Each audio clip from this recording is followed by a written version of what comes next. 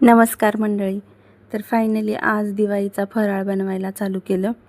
तर सुरुवातीला मी बुंदीचे लाडू बनवले.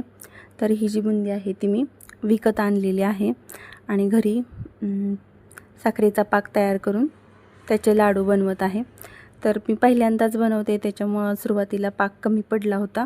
तर मी पुन्हा थोडासा साखरेचा पाक करून यामध्ये टाकलेला आहे, म्हणजे साखर वितळवून टाकली. आणि आता मी आणि रुद्रचे पप्पा दोघे मिळून इथं लाडू बांधले आणि लाडू एकदम छान झालेत. तर एक लाडू बनवला आणि आधी देवाला नैवेद्य दाखवला, कारण रुद्रला खायची खूप गडबड झाली होती. त्याला पण खूप लाडू आवडले.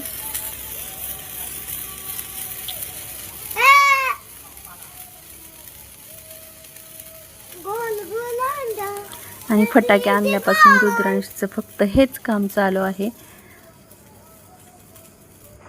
तर तुम्हा सगळ्यांना दिवाळीच्या खूप खूप खूप शुभेच्छा.